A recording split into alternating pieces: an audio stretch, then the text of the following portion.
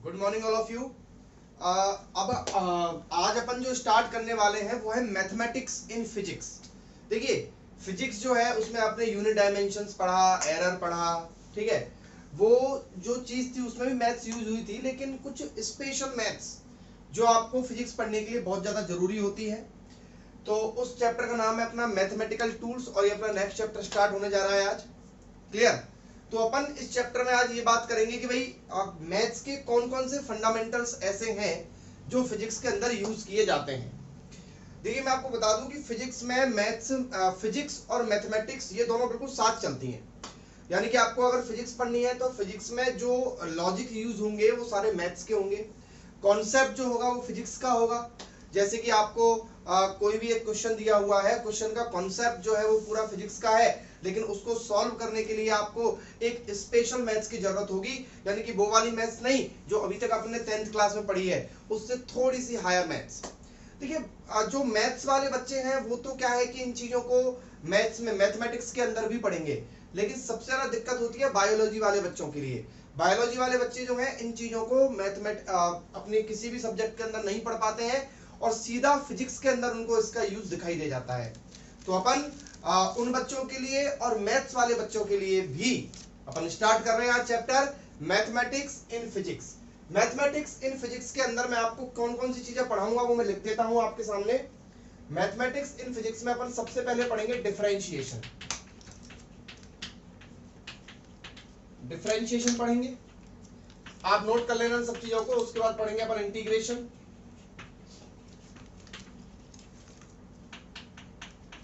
उसके बाद अपन पढ़ेंगे लॉगरिथम, उसके बाद अपन पढ़ेंगे ट्रिगोनोमेट्री, और उसके बाद पढ़ेंगे अपन एलजेब्रा। एलजेब्रा में बहुत सारी चीजें आएंगी, लाइक क्वाड्रेटिक इक्वेशन आएगी। क्लियर? आपके एपी, जीपी, एचपी आएगी, बाइनोमियल थ्योरम,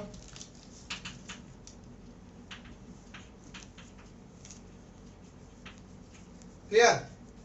और फिफ्थ अपन पढ़ेंगे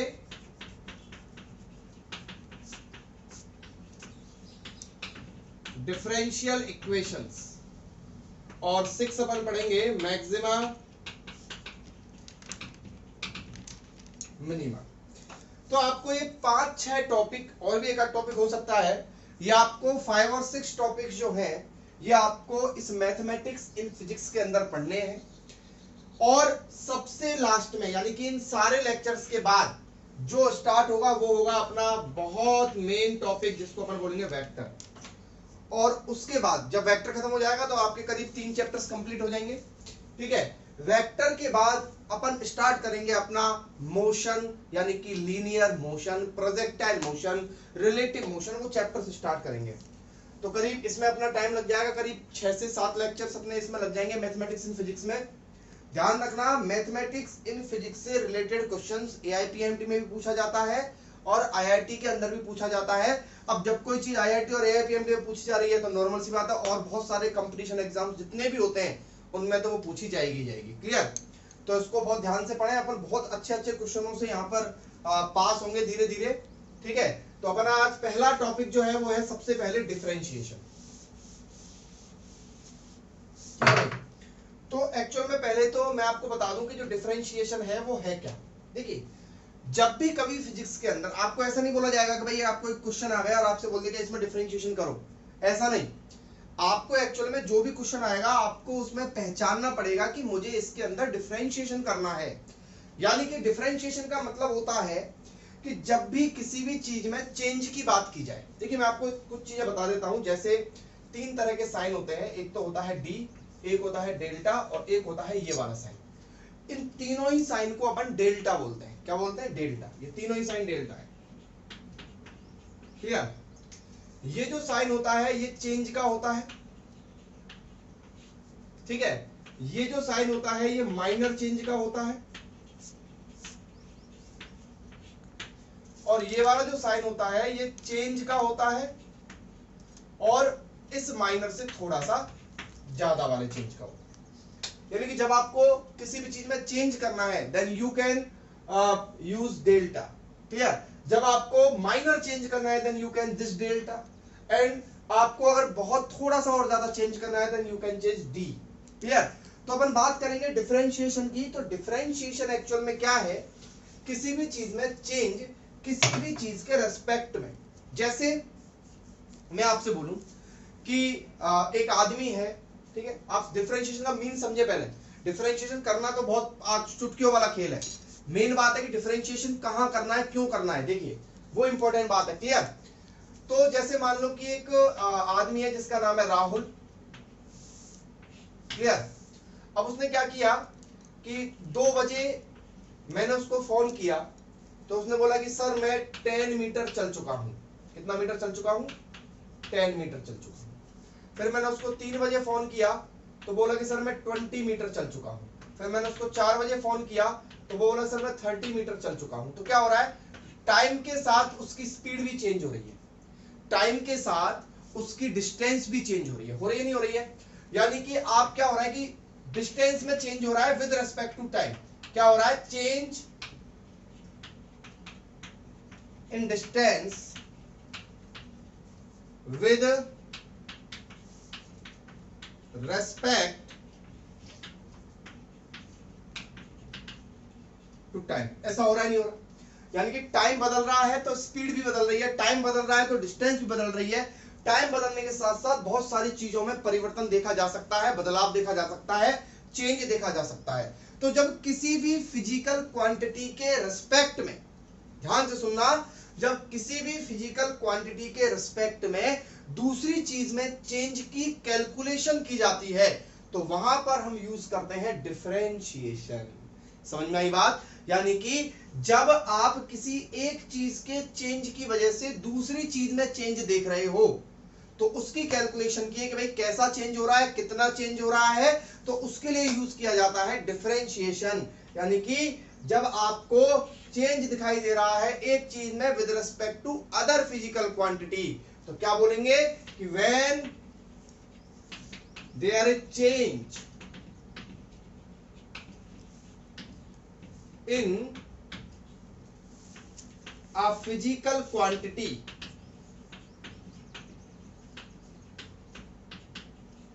with respect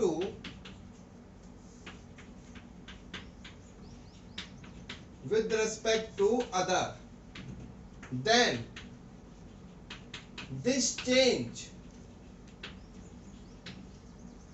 can be calculated by differentiation। Clear?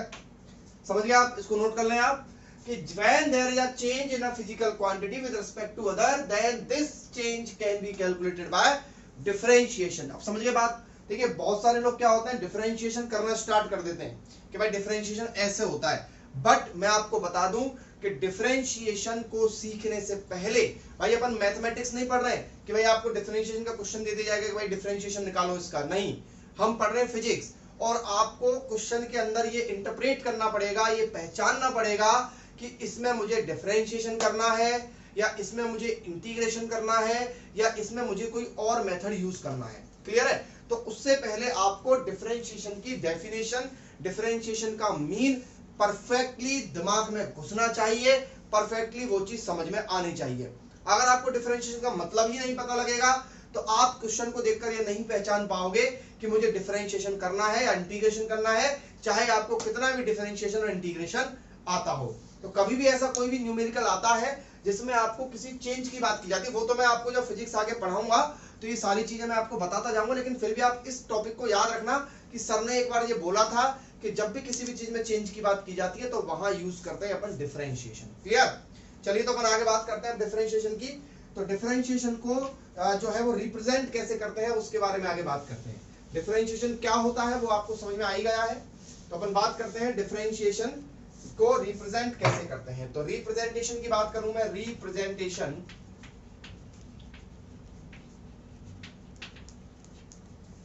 Of differentiation.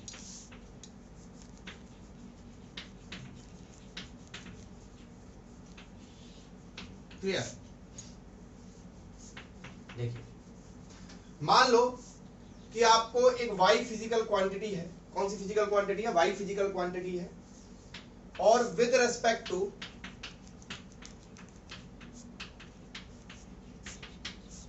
x अपन को चेंज देखना है। Clear?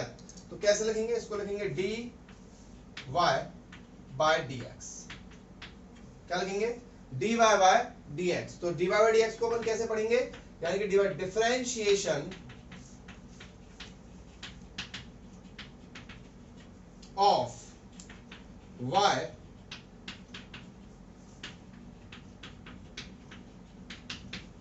With respect to x। कैसे पढ़ेंगे इसको? लिखेंगे differentiation of y with respect to x पढ़ेंगे इसको। क्लियर है? क्या पढ़ेंगे? Differentiation of y with respect to x, यानी कि आपको y में चेंज देखना है, जैसे मैं वहां डिस्टेंस में चेंज देख रहा था विद रेस्पेक्ट टू टाइम, तो आप यहाँ y कोई फिजिकल क्वांटिटी है उसमें चेंज देख रहे हो with respect to x। dp by ds कैसे पढ़ेंगे इसको? इसको पढ़ेंगे, नोट करते हैं आप साथ साथ कि भाई differentiation of p with respect to s। Clear? आपको आया dx बाय dt। क्या बोलेंगे? Differentiation of x with respect to t। Clear है? तो इस तरीके से आप जो है किसी भी चीज के डिफरेंशिएशन को रिप्रेजेंट कर सकते हैं। यानी कि आपको कैसे पढ़ना है? ऊपर जो y है उसका डिफरेंशिएशन, और नीचे वाली, ध्यान रखना हमेशा नीचे वाली चीज के रिस्पेक्ट में ही डिफरेंशिएशन किया जाता है। क्लियर? तो आप इसको नोट कर लें, आपको समझ में आ गया होगा कि भाई डिफरेंशिएशन क्या होता है और डिफरेंशिएशन को रिप्रेजेंट कैसे करते हैं और डिफरेंशिएशन को बोलते कैसे हैं। क्लियर? चलिए, तो अब अपन बात करते हैं रिप्रेजेंटेशन के बाद एक छोटा सा टॉपिक लेते हैं डिफरेंशिएशन का। ठीक है? पहला फॉर्मूला डिफरेंशिएशन का मैं लेता हूं, फॉर्मूला नंबर 1, क्योंकि डिफरेंशिएशन के बहुत सिंपल से फॉर्मूले होते हैं और उन फॉर्मूलों के अकॉर्डिंग आपको क्वेश्चंस करने होते हैं। क्लियर? आज अपन इस लेक्चर में पूरा डिफरेंशिएशन कंप्लीट करेंगे और अच्छी प्रैक्टिस के साथ। ठीक है? तो डिफरेंशिएशन का पहला फॉर्मूला जो मैं बताने जा रहा हूं वो है d बाय dx। मैं x के रेस्पेक्ट में ले रहा हूं हर चीज को, d बाय dx, और यहां ले रहा हूं x की पावर n। पहला फॉर्मूला है, सारे फॉर्मूले कंप्लीटली याद होने चाहिए, ध्यान रखना। d बाय dx x की पावर n, तो इसका फॉर्मूला होता है बच्चों, n आगे आ जाता है x की पावर n माइनस 1। फॉर्मूला कहां से आया, कैसे आया, वो मैथ्स वाले बच्चे मैथ में पढ़ लेंगे, बायो वाले बच्चों को कोई पढ़ने की जरूरत नहीं है, क्योंकि आपसे कोई नहीं पूछेगा, बिकॉज ये मैथमेटिक्स का सब्जेक्ट है, मैथमेटिक्स है, ये मैथमेटिक्स का टॉपिक है। आपसे कोई भी नहीं पूछेगा कि ये फॉर्मूला कहां से आया। क्लियर है? 12th क्लास वाले बच्चे इसको 11th जो मैथ्स वाले बच्चे हैं वो इसको 12th क्लास में पढ़ेंगे। ठीक है? तो dy dx x की पावर n का फॉर्मूला हो गया nx n माइनस 1, यानी कि ये पावर आगे आ जाएगी और एक पावर वहां पर कम हो जाएगी। क्लियर है? तो एक एग्जांपल मैं ले लेता हूं उसका। कैसे सर? dy dx x की पावर 5, इसका x की, अब इसका कैसे पढ़ेंगे इसको? बोलो कैसे पढ़ेंगे इसको? पढ़ेंगे डिफरेंशिएशन ऑफ x की पावर 5। कैसे पढ़ेंगे? डिफरेंशिएशन ऑफ x की power 5 with respect to x। Clear? तो डिफरेंशिएशन ऑफ x की power 5 with respect to x, तो कैसे करेंगे? अब देखिए, इसको इससे कंपेयर कीजिए। ये x की पावर n है, n क्या है यहाँ पर? 5 है, तो क्या होगा? nx n माइनस 1, तो 5 आगे आ जाएगा, x n माइनस 1 यानी कि 5 माइनस 1, यानी कि फॉर्मूला हो जाएगा 5x की पावर 4। क्लियर? और देखिए, आराम से समझिए, कोई जल्दीबाजी नहीं है। x की पावर 7, तो क्या करेंगे? अब इसको डायरेक्ट लिखता हूं, ये 7 आगे आ जाएगा और एक पावर कम हो जाएगी। ठीक है? अब थोड़ा स्पीड बढ़ाएंगे अपनी। dy dx x की पावर 10, 10 आगे आ जाएगा, x की पावर 9 हो जाएगी। क्लियर? dy dx x की पावर 11, बोलो 11 आगे आ जाएगा, x की पावर 10 हो जाएगी। ठीक है बच्चों, dy dx x की पावर 2 आगे आ जाएगा, x की पावर 1 हो जाएगी, यानी कि केवल कितना हो जाएगा 2x। dy dx x की पावर 20 क्या हो जाएगा 20 आगे आ जाएगा, x की पावर 19 हो जाएगा।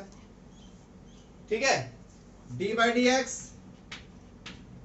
x की पावर 1, x की पावर 1 यानी कि ओनली x क्या होगा पावर 1 है, 1 आगे आ जाएगा, x की पावर क्या हो जाएगी 1 कम हो जाएगी, यानी कितनी हो जाएगी 0। और किसी भी चीज की पावर अगर 0 होती है तो उसकी वैल्यू कितनी होती है 1 होती है, यानी कि 1 into 1 यानी कि 1। तो ध्यान रखना x का डिफरेंशिएशन कितना होता है 1 होता है। क्लियर है, इसको ध्यान रखना, स्टार लगा के रख लो भाई इस पे ना। dy dx x की पावर 4 कितना हो जाएगा 4x क्यूब। तो इस तरीके से ये पहला फॉर्मूला है जो आपको अप्लाई करना है डिफरेंशिएशन के अंदर कि भाई x की पावर n का मतलब क्या होता है n आगे आ जाता है और x की पावर n माइनस 1 हो जाती है। क्लियर है, चलिए एक क्वेश्चन और लेते हैं अपन।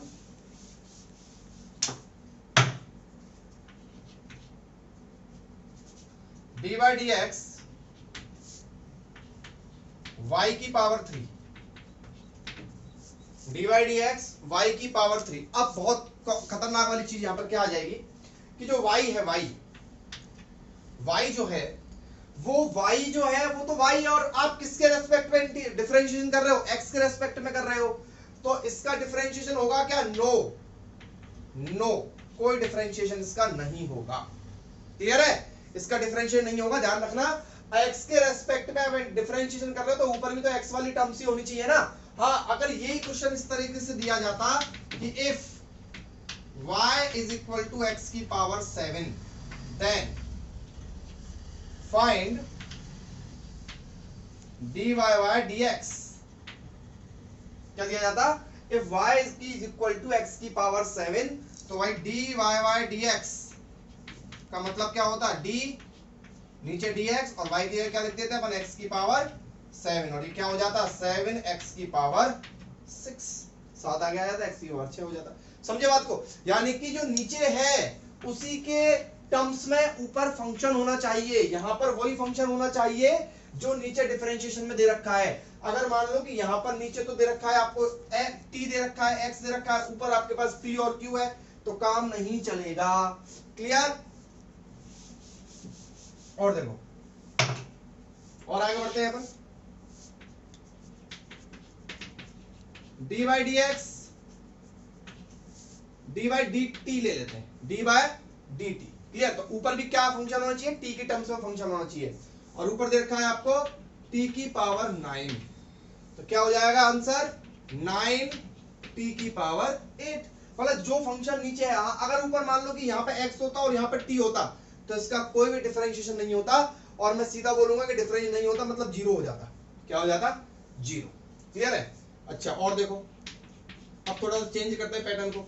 dy dx x की पावर माइनस का 8, तो अब n कितना है, अब n माइनस का 8 है, माइनस का 8 है तो माइनस का 8 आगे आ जाएगा, माइनस का 8 आगे आया, x की पावर माइनस के 8 में से 1 कम करनी है, जब भी माइनस में से 1 कम करते हैं तो बढ़ जाएगी। देखो माइनस 8 माइनस 1 हो जाएगा माइनस का 8 x की पावर माइनस का 9।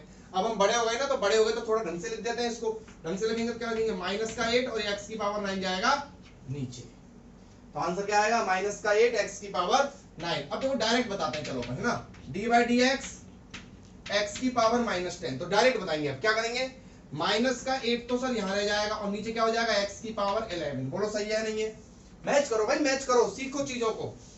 क्लियर, अपन इतना टाइम थोड़ा ना वेस्ट करेंगे चीजों को करने में भाई, ऐसे पूरा ऐसे थोड़ा ना करेंगे हर बार, अपन को तो सीधा होना चाहिए।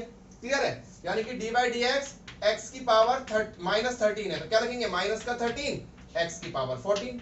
बोलो dy dx x की पावर माइनस 17, बोलो माइनस का 17 अपॉन x की पावर 18। बोलो भाई सीधा, मतलब आपको क्या करना है पैटर्न सीखने हैं आप, ये क्वेश्चंस के बीच में यूज होने वाली चीज है, इन पे अगर अपन इतना टाइम वेस्ट करेंगे तो फिर तो अपने कंपटीशन में क्वेश्चन नहीं होने वाला। क्लियर, तो चीजों को सीखो, यानी कि आपने क्या सीखा कि माइनस वाली चीज को कभी भी और देखते हैं, चलो माइनस वाला फटाफट फटाफट बताएंगे अपन। हाँ भाई dy dx x की पावर माइनस 3, बोलो माइनस का 3 अपॉन एक्स की पावर 4 dy dx एक्स की पावर -11 बोलो -11 अपॉन एक्स की power 12 dy dx 1 upon x की पावर 6 1 अपॉन एक्स की पावर 6 क्या समझे भाई 1 अपॉन एक्स की पावर 6 से हाँ एक्स की 1 अपॉन एक्स की पावर 6 का मतलब क्या है एक्स की पावर -6 इसका मतलब यही तो है dy dx एक्स की पावर -6 इसका मतलब ये है और इसका मतलब ये है तो इसका फॉर्मूला -6 अपॉन एक्स की पावर 7 तो ये एक छोटा सा फॉर्मेट था अपने डिफरेंशिएशन का पहला जो फॉर्मूला अपन ने पढ़ा है वो पहला फॉर्मूला है अपना dy dx एक्स की power n is equal to nx n minus 1 ठीक है एक क्वेश्चन और ले लेते हैं चलो सब कुछ कंप्लीट हो जाएगा आपका इस वीडियो में root x dy dx root x आपको रूट एक्स का डिफरेंशिएशन करना है रूट एक्स का मतलब क्या होता है dy dx एक्स की पावर 1 अपॉन 2 क्या होता है रूट एक्स का मतलब रूट एक्स का मतलब होता है एक्स की पावर 1 अपॉन 2 और एक्स की पावर 1 अपॉन 2 होता है तो क्या होता है 1 अपॉन 2 आगे आ जाएगा एक्स की पावर 1 अपॉन 2 में से एक कम हो जाएगा क्लियर है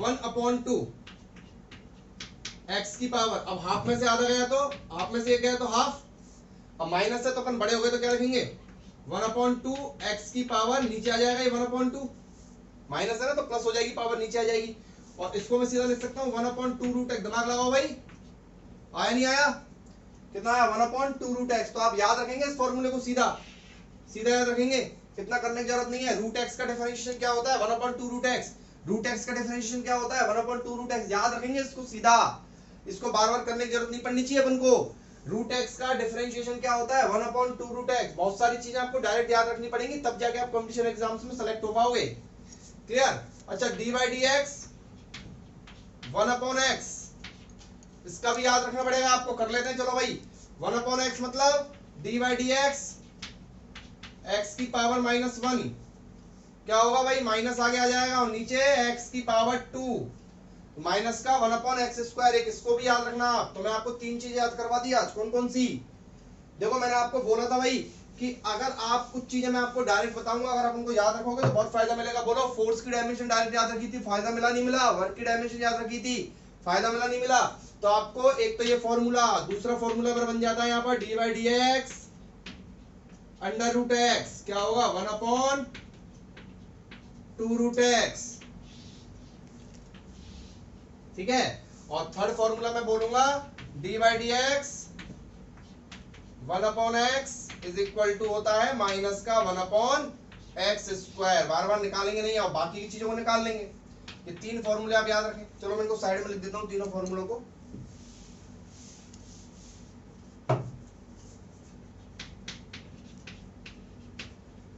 dy dx x की पावर n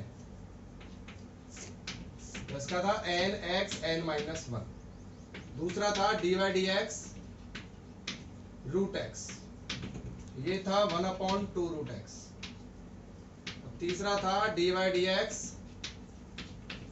1 अपॉन x ये था माइनस 1 अपॉन x क्लियर चलिए भाई चौथे फॉर्मूले की तरफ आते हैं यह इसको सीरीज में यही लगा देंगे अपन चलो यही लगा देते हैं यहाँ पे क्वेश्चन कर लेंगे चौथा फॉर्मूला क्लियर चौथा फॉर्मूला मेरा बनेगा यहां पर dy dx log x logarithm अपना तीसरा टॉपिक होगा मैं आपको पूरा डिटेल में लॉग समझाऊंगा लेकिन अभी आप फंक्शन के लिए समझ लीजिए कि log x का डिफरेंशिएशन होता है 1 अपॉन x कितना होता है बच्चों log x का याद कर लेना सारे फॉर्मूले log x का डिफरेंशिएशन क्या होता है 4-5 बार लिख लिख के याद होंगे आपको log x का डिफरेंशिएशन होता है 1 अपॉन x लॉगरिथम क्या होता है log होता क्या है सर तो मैं आपको थोड़ा समझा देता हूं देखिए जैसे ट्रिग्नोमेट्री होती है ना ट्रिग्नोमेट्री में साइन थीटा क्या होता है cos थीटा क्या होता है tan थीटा क्या होता है cot थीटा क्या होता है ये सब क्या है ये फंक्शंस हैं कौन से फंक्शंस हैं ट्रिग्नोमेट्रिक फंक्शंस हैं कौन से फंक्शन है ट्रिग्नोमेट्रिक फंक्शंस हैं इसी तरीके से ट्रिग्नोमेट्रिक फंक्शंस होते हैं ये 5 तरह के देखो मेन तो ये 5 तरह के फंक्शन होते हैं आईलेट बोलते हैं इनको शॉर्ट ट्रिक में आई मतलब होता है इनवर्स फंक्शन इनवर्स फंक्शन क्या होते हैं, जैसे साइन थीटा है ना, तो एक होता है साइन इनवर्स एक्स, ये इनवर्स फंक्शन होता है। क्लियर है? एक पढ़ेंगे, सारी चीजों को पढ़ाऊंगा मैं आपको। क्लियर? एक होता है एल, मतलब कि लॉगरिथम फंक्शन, जिसमें अपन बोलते हैं लॉग एक्स। क्लियर? एक होता है आपका एलजेब्रिक फंक्शन, ये सब मैथ्स में आएंगे। एलजेब्रिक जो आप पढ़ते आए हो, x square, x cube, 1/x, ये सब क्या है, एलजेब्रिक फंक्शंस होते हैं। क्लियर है? एक होता है आपका trigonometric function, sine theta cos theta. Clear? और एक होते हैं आपके एक्सपोनेंशियल फंक्शन।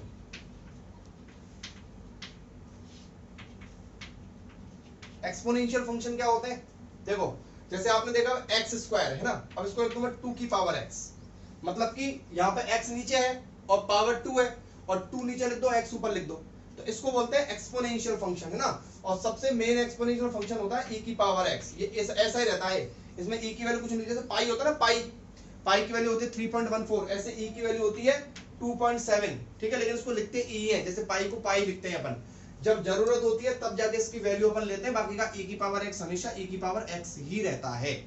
ठीक है बच्चों, तो इनको आप नोट कर लेना। चलिए अपन बात करते हैं लॉग एक्स, कभी भी आपको दिख जाता है डिफरेंशिएशन में, तो उसका आपको डिफरेंशिएशन कर देना है 1/x। ठीक है, और देखो डी बाई डी एक्स ई की पावर x, एक्सपोनेंशियल फंक्शन है, बताया था मैंने भी आपको, तो इसका डिफरेंशिएशन ऑलवेज e की पावर x ही रहता है। डी बाई डी एक्स, मान लो कोई भी कांस्टेंट है, कोई भी कांस्टेंट एक्स वाई जेड 1 2 3 4 5 6 कुछ भी है, उसका डिफरेंशिएशन हमेशा 0 होता है। ध्यान रखना, किसी भी कांस्टेंट का डिफरेंशिएशन हमेशा क्या होता है, 0 होता है। 7 डी बाई डी एक्स, अपन ले लेते हैं a की पावर x, a की पावर x, देखो e की पावर x में तो e तो फिक्स है, बट a की पावर x में जो a है वो कुछ भी हो सकता है, 2 3 4 5 6 7 8 9 10 11 कुछ भी। क्लियर? तो इसका होता है a की पावर x log a, क्या होता है, a की power x log a। Clear? इसमें log आएगा, a की पावर x log a। जैसे मैं इन सबका आपको एक एक एग्जांपल दे देता हूं, देखिए जैसे अब log x का तो कोई एग्जांपल है नहीं, e की पावर x पे e की पावर x होगा। अब जैसे ये d बाई डी एक्स, और यहाँ पे आपको मिला है 5, कुछ नहीं करना, आपको 0 दे देना है इसका आंसर। कितना दे देना है, 0। 5 की जगह 50 भी हो तो 0 हो जाएगा। और देखो जैसे d बाई डी एक्स 2 की पावर x, हाँ अगर d by d x x की पावर 2 होता तो क्या करते बताओ, x की पावर 2 का तो सीधा 2x हो जाता, ये आगे आ जाता और x हो जाता। क्लियर? लेकिन d बाई डी एक्स 2 की पावर x क्या हो जाएगा, 2 की पावर x इंटू लॉग 2, क्या हो जाएगा, 2 की पावर x इंटू लॉग 2। तो आपके सामने ये 7 फॉर्मूले जो मैंने लिखे हैं, ये सातों फॉर्मूले जो बड़े इंपॉर्टेंट है, आप इन सातों फॉर्मूलों को याद करें। क्लियर? चलिए भाई, 7 फॉर्मूलों के बाद अपन स्टार्ट करते हैं ट्रिग्नोमेट्री के फॉर्मूले। ट्रिग्नोमेट्री के फॉर्मूला में हो जाएगा डी बाई डी एक्स, यहां लिख देता हूं मैं, आप नोट कर लेना साथ साथ, d by d x sine x, इसका फॉर्मूला होता है cos x, d by d x cos x, इसका होता है माइनस का sine x, d by d x tan x, इसका होता है बच्चों sec square x, d by d x cot x, इसका होगा माइनस का cosec square x, d by d x, अब क्या बचा, सेक एक्स, सेक एक्स का होता है sec x tan x, d by d x cosec x, इसका होता है माइनस का कोसेक एक्स कॉट एक्स। तो 7 फॉर्मूले ये रहे, 13 और 8 9 10 11 12 13, आपके पास 13 फॉर्मूले हो गए। देखिए साइन एक्स का होता है कॉस एक्स, कॉस एक्स का होता है माइनस का साइन एक्स, टेन एक्स का होता है sec square x, cot x का होता है minus cosec square x, sec x का होता है सेक एक्स टेन एक्स, और cosec x का होता है minus cosec x cot x। Clear है? अब आप ध्यान रखें, ये 13 फॉर्मूलों से आगे मैं आपको स्टडी करवाऊंगा, और भी अभी बाकी के फॉर्मूले अपने बचे हुए हैं, उन सारे फॉर्मूलाज को अपन धीरे धीरे पढ़ेंगे, लेकिन आज अपन अभी इनसे क्वेश्चन करने की कोशिश करते हैं। ठीक है, चलिए स्टार्ट करते हैं अपन इनसे क्वेश्चंस करना। आप नोट कर लीजिए, फिर मैं इसको मिटाऊंगा थोड़ी देर में। ओके, 13 फॉर्मूलों के बाद अब अपन बात करते हैं प्रॉपर्टी नंबर 1।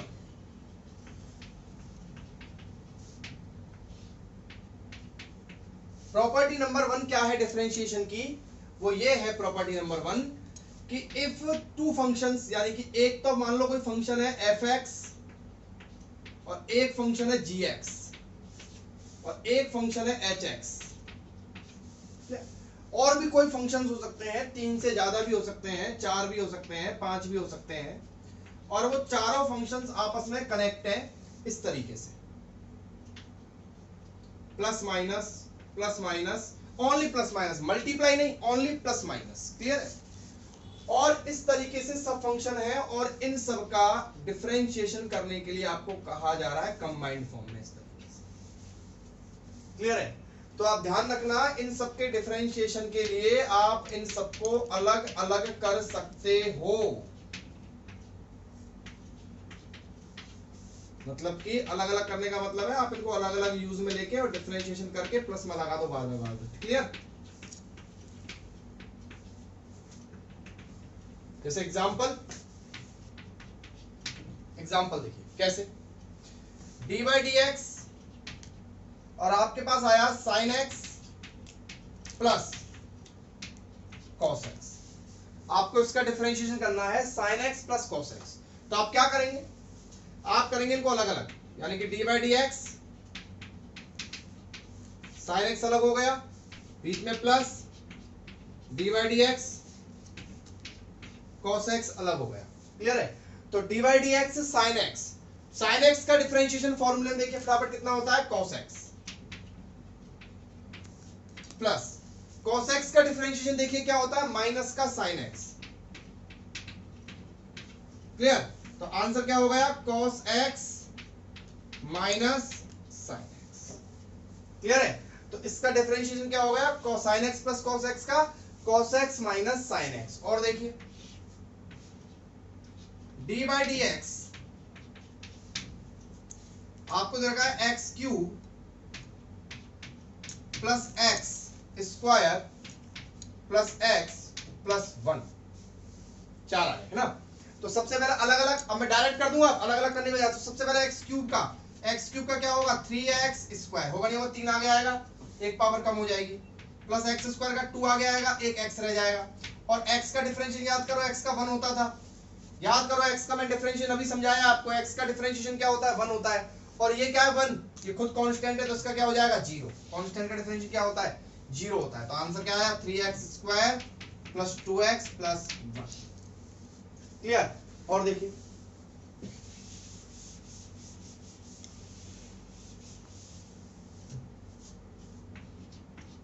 dy dx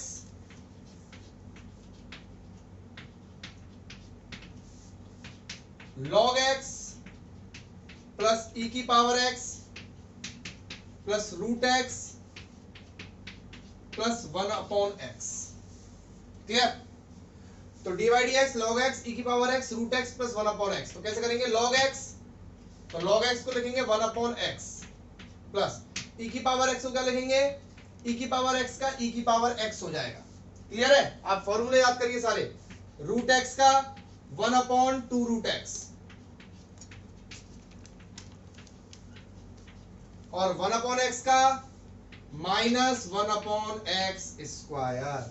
जिस बच्चे को फॉर्मूले याद होंगे उसको डिफरेंशिएशन बहुत आसान लगेगा, और जो बच्चा फॉर्मूला याद नहीं करेगा उसके लिए डिफरेंशिएशन फिजिक्स का सबसे टफेस्ट टॉपिक हो जाएगा।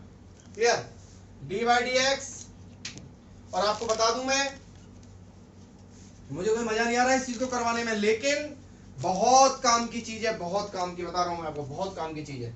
dy dx cos x plus 10x plus 1 upon x की पावर 7 प्लस e की पावर x प्लस 27। इसका डिफरेंशिएशन आपको करना है, करते हैं चलो डिफरेंशिएशन। cos x का माइनस का sin x, tan x का बोलो sec square x, 1 upon x की पावर 7, याद करो माइनस 7 अपॉन x की पावर 8। 1 अपॉन x की पावर 7 क्या है? 1 अपॉन x की पावर 7 का मतलब है x की पावर -7 और x की पावर -7 में -7 अपॉन x की पावर 8 प्लस e की पावर x प्लस 0। 27 तो क्या है? क्या है 27? कांस्टेंट है। तो इस तरीके से अपन जो है प्लस माइनस, अगर बीच में माइनस भी होता तो भी यही इस तरीके का फॉर्मेट अपना फॉलो किया जाएगा। इसके बाद अपन बात करते हैं डिफरेंशिएशन की प्रॉपर्टी नंबर 2 की।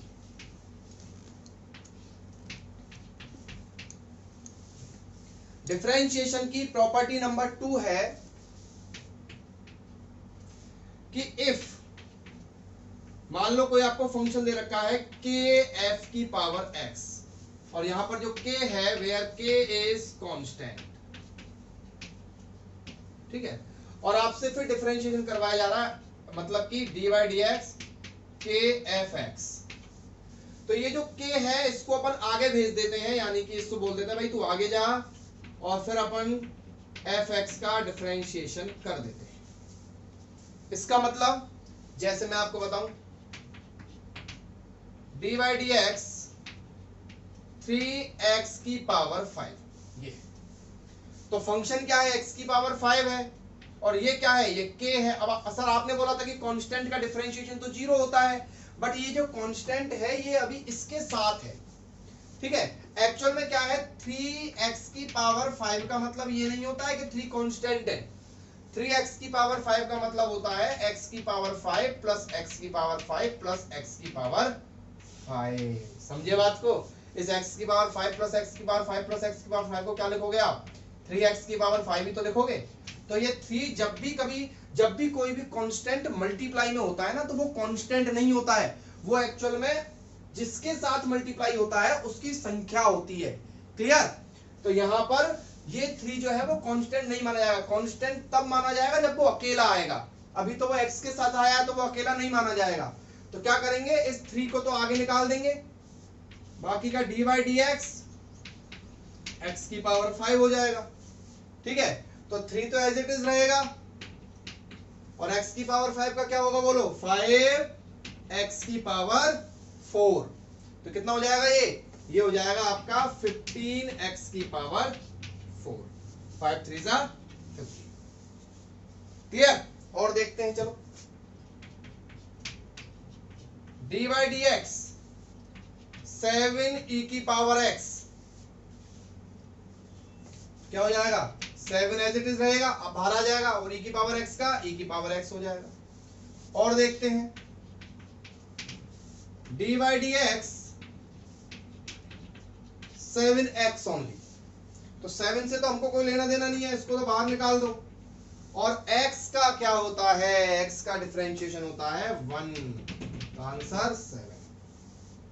क्लियर? तो ये प्रॉपर्टी थी, प्रॉपर्टी नंबर 2, ठीक है। और देखिए इसके क्वेश्चन को करवा देते हैं प्रॉपर्टी नंबर 2 की। dy dx 3x की पावर 4 प्लस 2x प्लस 3, ये। तो अब देखो, पहली बात तो इन सबका अलग अलग करना है, ठीक है। 3 एज इट इज, x की पावर 4 का 4x cube plus 2 as it is और x का 1 प्लस 3 अकेला है, कांस्टेंट है, 0 है। 4 3 जा 12x क्यूब प्लस 2। क्लियर? और देखो dy dx 4 log x 4 root x plus 3। 4 as it is रहेगा, पहले वाले में log x का 1 upon x, 4 as it is रहेगा रूट x का 1 अपॉन 2 रूट x प्लस 3 का 0। तो ये हो जाएगा 4 upon x plus 2 upon root x, ये कट जाएगा, 2 2 जा 4, ये आंसर आ जाएगा। क्लियर। और भी आप इसको सोल्व करना चाहें तो कर सकते हैं, बाकी का भी अपन केवल डिफरेंशिएशन सीख रहे हैं, सोल्व करना नहीं सीख रहे हैं। क्लियर है। चलिए और देखो, डी बाई डी एक्स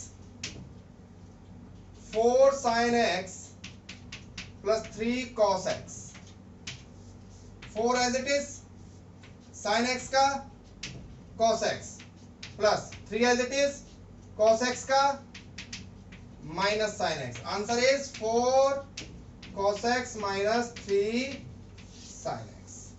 ठीक है, तो आज अपन यहीं तक पढ़ेंगे डिफरेंशिएशन को। डिफरेंशिएशन तो अभी स्टार्ट किया है अपन ने और अभी 10-20% ही हुआ है, बहुत रहेगा डिफरेंशिएशन। और अपन कोशिश करेंगे कि जो नेक्स्ट लेक्चर होगा इसमें अपन इस डिफरेंशिएशन कंप्लीट कर दें, जिससे अगले लेक्चर में अपन इंटीग्रेशन स्टार्ट कर सकें।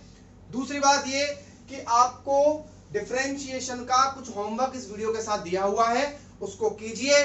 Thank you.